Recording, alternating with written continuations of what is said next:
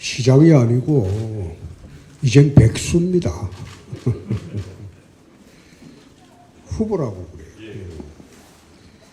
오늘은 선진대국 대개혁 100+1 중에서 사회교육 문화 분야 과제에 대해서 말씀드리도록 하겠습니다. 홍준표 정부는 정의로운 사회, 건강한 공동체를 만들겠습니다. 지금 우리 사회에 정의와 질서, 공정이 무너지고 있습니다. 법과 원칙이 무시되고 강력 범죄가 우리 사회에 만연합니다.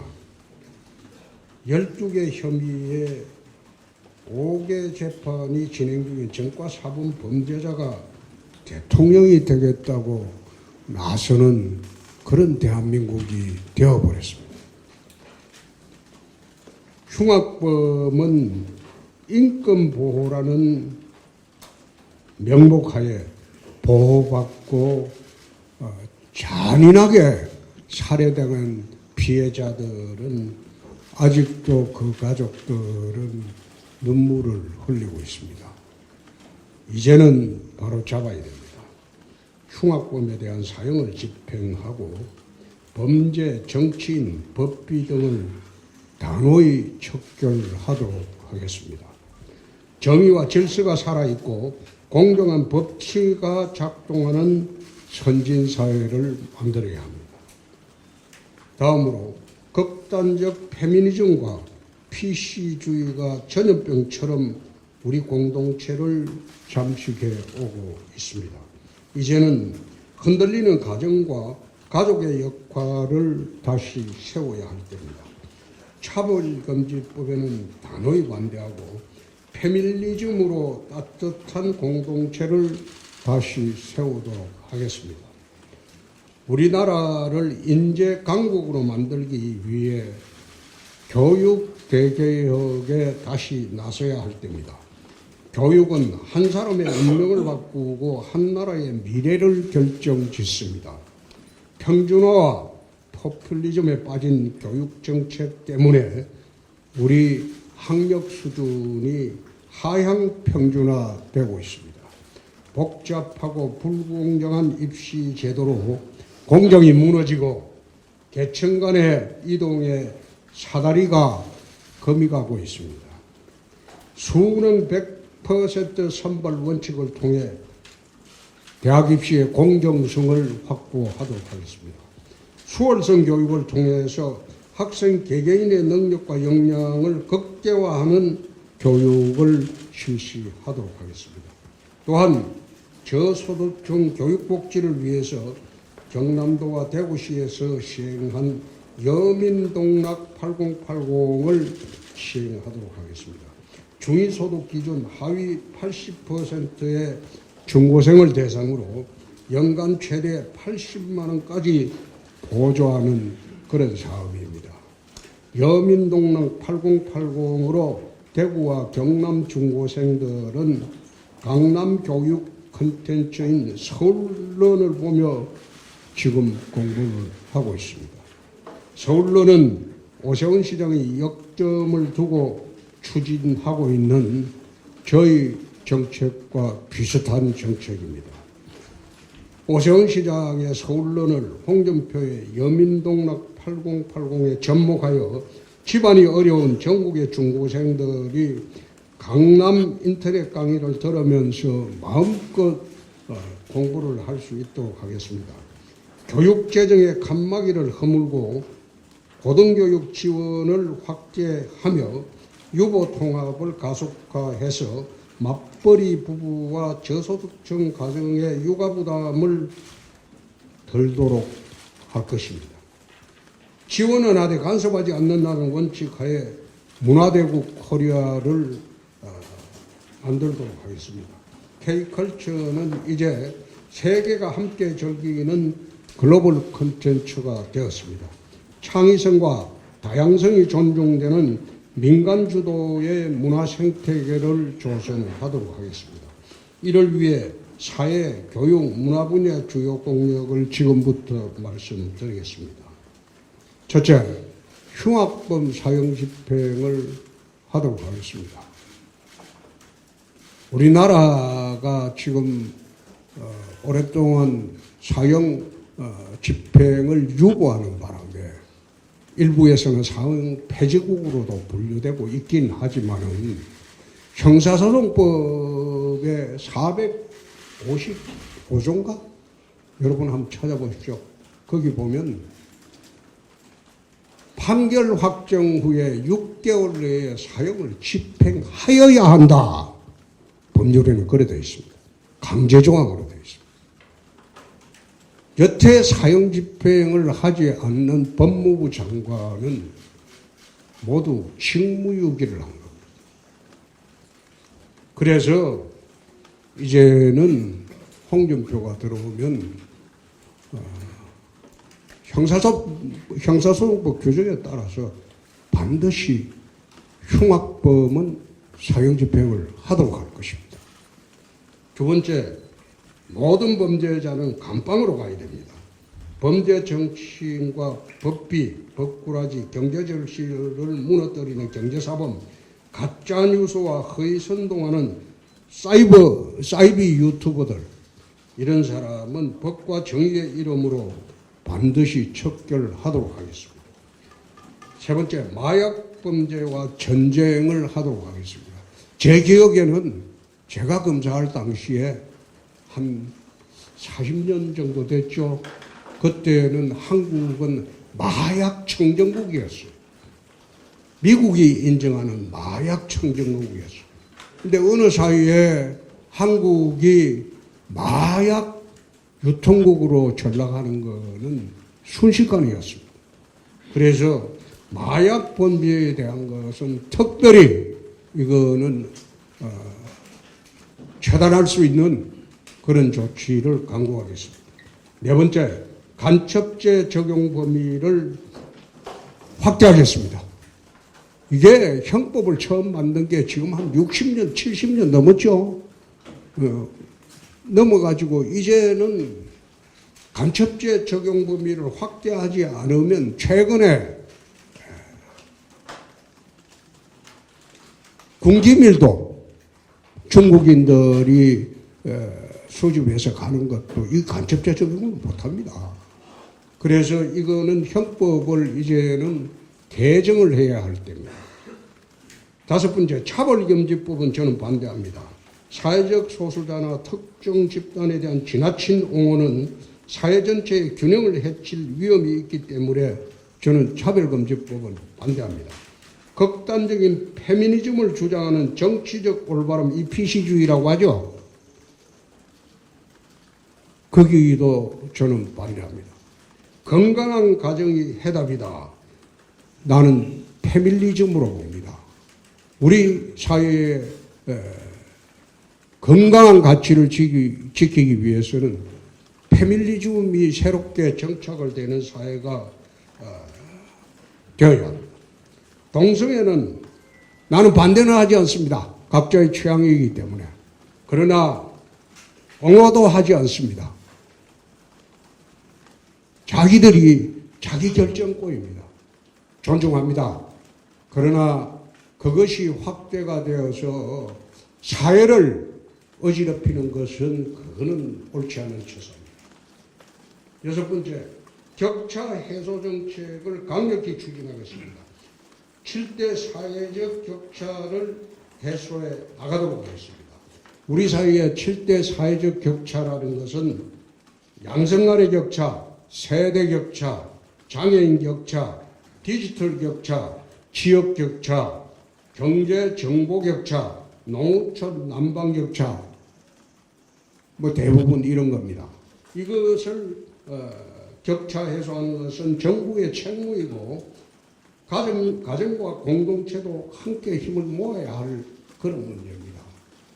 이런 문제가 심화되면 사회적 갈등이 증폭되고 대한민국이 하나로 가기가 참 어렵습니다. 일곱 번째, 의료대란을 조속히 해결하도록 하겠습니다. 의료대란을 해결하고 의료개혁을 통해서 의료를 정상화하도록 하겠습니다. 이 부분은 윤석열 정권이 처음에 의사정원을 이야기할 때 제가 한 말이 있습니다. 2,000명을 파격적으로 정대를 하게 되면 가장 큰 문제가 이공계가 형해화될 우려가 있다. 모든 인재들이, 대한민국 인재들이, 이공계 인재들이 의과대학으로 다 가게 되면 이공계 발전에 큰 문제가 생긴다.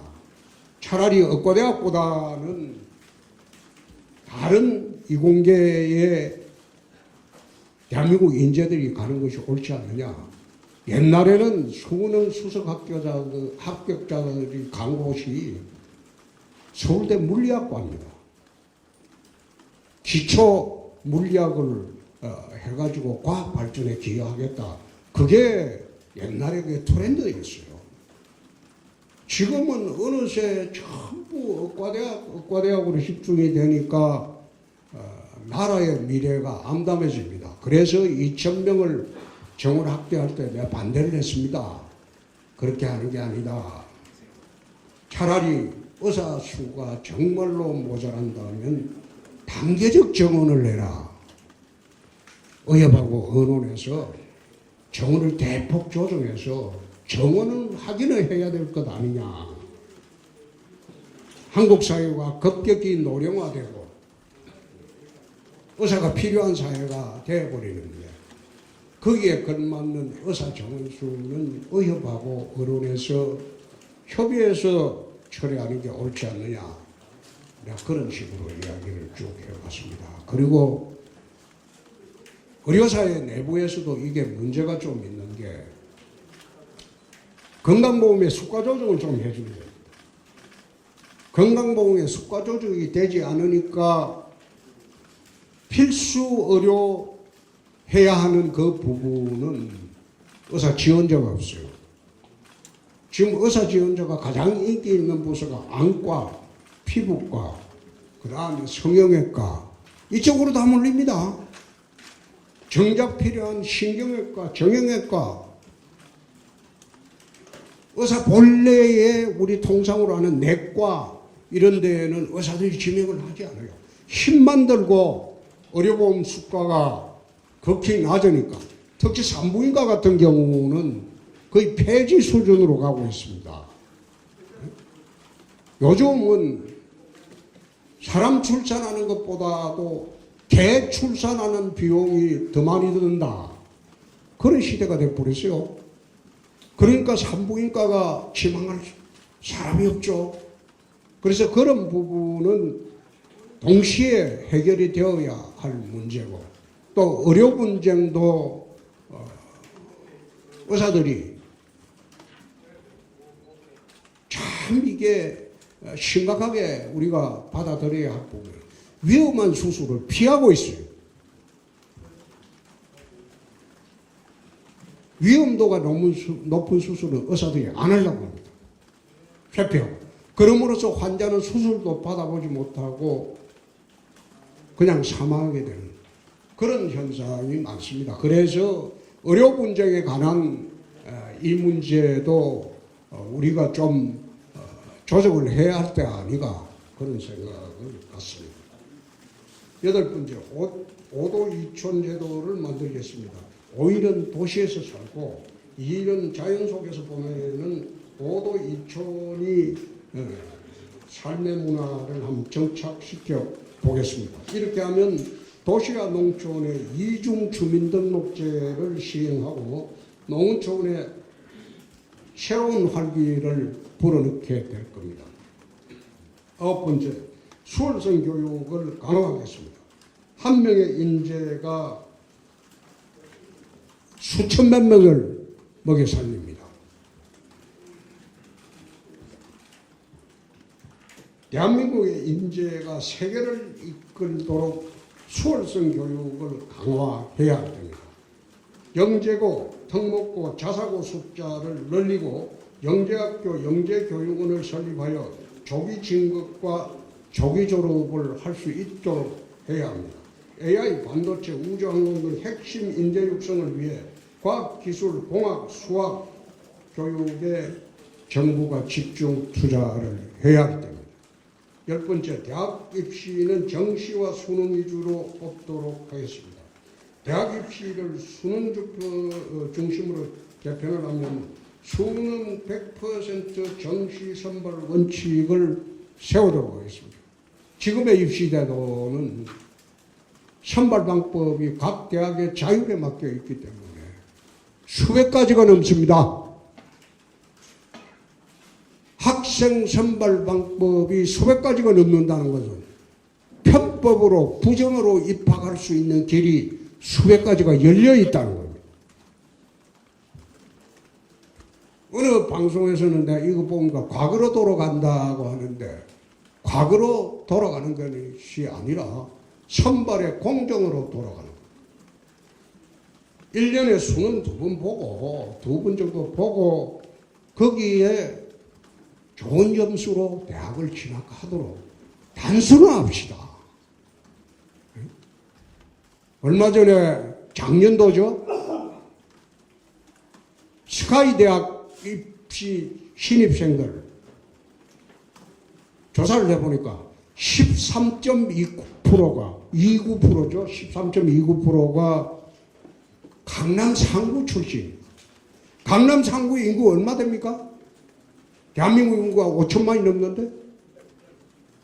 근데 강남 상구에 사는 분들이 스카이 대학의 13.29%를 점하는 부의 대물림을 넘어서서 신분의 대물림 시대로 가고 있다. 그래서 입시제도는 철저하게 단순화시켜야 되고 편법과 부정이 없도록 해야 되고 공정성을 보장을 받아야 됩니다. 여러분 기억하고 계시죠? 장관 표창장 위조해가지고 또 인턴 정병서 위조해가지고 대학 들어가고 청년들이 출발하면서부터 좌절하는 그런 게 입시입니다. 자기 열심히 공부해서 갈 수 있는 대학을 가는 게 나는 맞다는 생각입니다. 교육재정의 칸막이를 허물겠습니다. 초중등생 교육 중심의 교육재정 교부금을 대학교육, 평생교육에도 쓸 수 있도록 하겠습니다. AI, 빅데이터, 디지털 기반 기술 교육을 강화할 수 있도록 교육 인프라를 확충하고 이공계 대학, 연구기관에 대한 재정 지원을 확대하도록 하겠습니다. 지금 우리나라의 교육재정 교부금은 지금 내국세의 20점 몇 프로죠? 20점 몇 프로죠? 그렇게 하다 보니까 교육재정 교부금은 이게 처음 할 때보다 천문학적으로 늘어났어요. 그런데 초중고등학교 학생들은 학령아동이 취업을 안 하고 이러니까 폐지를 하는 학교가 전국에 지금 대도시에도 초등학교 폐지하는 데가 생겼어요. 그러면 거기에 왜 그 막대한 교육재정 교부금을 그쪽에만 집중합니까? 이제는 칸막이 허물어야 됩니다. 칸막이 허물어서 아마 이게 교육감들은 다 반대할 거예요. 그렇지만 나라 전체를 위해서는 이거는 꼭 해야 될 문제입니다. 12번째, 여민동락 8080을 하면서 저소득층 교육 지원 제도를 더욱 확대하도록 하겠습니다. 산골에 가난하게 자란 학생도 EBS 교재를 보고 인터넷을 통해서 공부만 하면 전국 어디에 대학도 갈 수 있는 그런 제도로 만들어야 됩니다.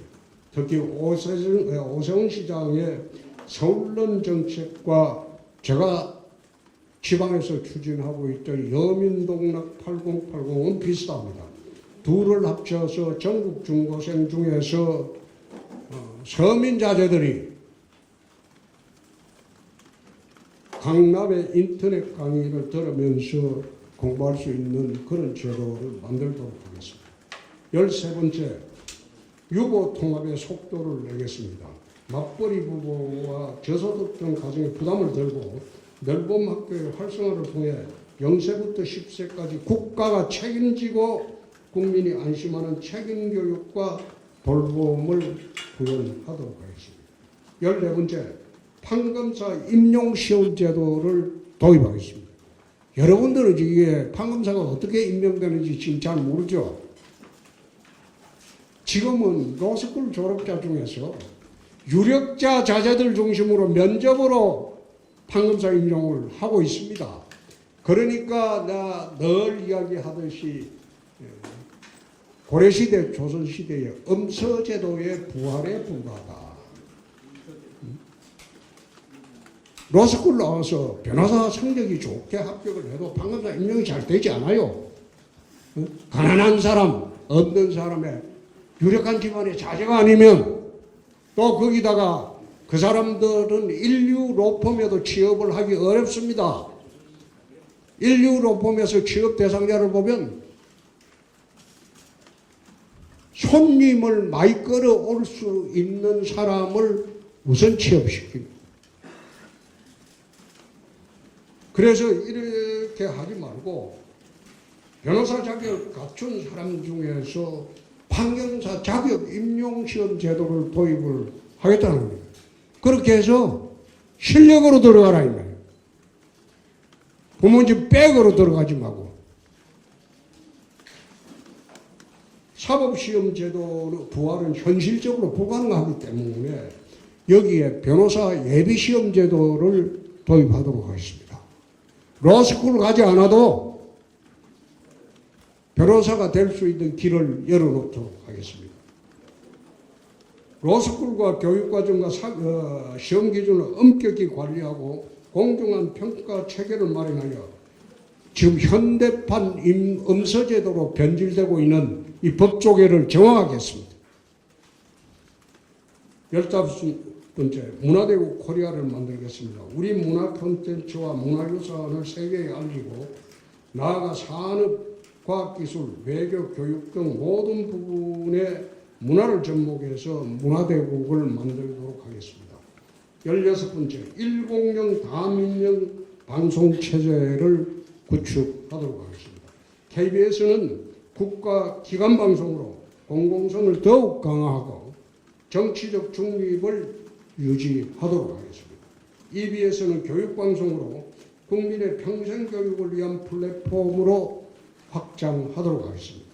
KBS2, MBC, YTN은 민영방송사는 완전 민영화를 추진하고 시장의 다양성을 반영하고 경쟁을 통해 질 높은 콘텐츠를 공급하도록 하겠습니다. 17번째, 디지털 문화재를 확산하겠습니다. 소중한 우리 문화유산에 IT, AI 등 혁신 기술을 접목하고 디지털 콘텐츠를 재창조하여 세계인이 즐길 수 있는 문화 콘텐츠로 만들겠습니다. 18번째, 가정 중심의 공동체가 형성이 되도록 하겠습니다. 모든 출발의 기준은 가정입니다. 가정이 건강해야지 사회가 건강합니다. 또 가정이 건강해야지 저출산 고령화 시대를 대비를 할 수 있습니다. 그래서 내가 이야기하는 게 페미니즘이 아니고 페밀리즘이다. 그 이야기를 하고 있습니다. 19번째, 청년 장학금을 확대하도록 하겠습니다. 소득 수준에 따라 대학생 등록금을 좀 차등했으면 하겠습니다. 미국 같은 경우에는 실제로 이 제도를 시행하고 있습니다. 부모의 소득에 따라서 대학 등록금 차등을 둡니다. 차등을 두고 그리고 저소득층은 공부 잘하는 순으로 장학금 지원하는 게 아니고 저소득층에 대한 장학금을 최우선적으로 지원을 하고 있습니다. 20번째, 해외 우수 대학을 유치를 하도록 하겠습니다. 스카이 대학 중심의 대한민국은 이제는 발전의 한계에 왔습니다. 그래서 미국의 아니면 유럽 지역의 세계 유수 대학들이 한국에 자유롭게 진출을 해서 분교를 만들어서 그쪽에 유학을 가지 않더라도 공부할 수 있는 환경을 만들어야 됩니다. 예컨대 1, 2학년은 한국에서 공부하고 3, 4학년은 미국 가서 유럽 가서 그렇게 공부해서 졸업할 수 있는 그런 분교 유치를 하도록 하겠습니다. 21번째, AI 전문인재를 육성을 하겠습니다. 전국의 AI 반도체 미래 인재대학원 이런 걸 확대를 하고 기업과 연계한 공동연구를 통해서 실무준 연구 역량을 갖춘 그런 인재를 육성하도록 하겠습니다. 22번째, 가짜 뉴스를 건절하도록 하겠습니다. 허위 뉴스와 가짜 뉴스에 엄격하고 신속하게 대응할 수 있는 사실 확인 시스템을 갖추도록 하겠습니다. 저게 유튜브 문제입니다. 지금 7년 전입니까? 제가 TV 홍카콜라를 만들 때는 1인 미디어 시대가 올 것이다. 그렇게 예상을 하고 내 TV 홍카콜라를 만들었습니다. 아마 그때는 정치 유튜브가 한두 개 있을 때입니다. 근데 정치 유튜브에 이제 열풍이 TV 홍카콜라 때문에 전화가 된 것으로 기억을 합니다. 그런데 세월이 지나고 보니까 가짜 뉴스의 근원지가 유튜브가 되어버렸어요. 온갖 잡스러운 유튜브들이 다 나와가지고 이건 팩트를 전달하는 게 아니고 자기 의견이 마치 팩트이냐 그런 식으로 전달을 하다 보니까 가짜뉴스가 범람하고 거기로 인해서 국민들이 왜곡된 그런 생각을 갖게 됩니다. 이제는 이거 정리해야 되기 때문에 국민문화예술단체는 지방으로 분산하도록 하겠습니다. K컬처의 지식재산 보호를 강화하도록 하겠습니다. 그렇게 해야지 좀 더 K컬처가 세계화될 수 있는 기회가 된다고 봅니다. 25번째, ABB 재난안전예방체제를 구축하도록 하겠습니다.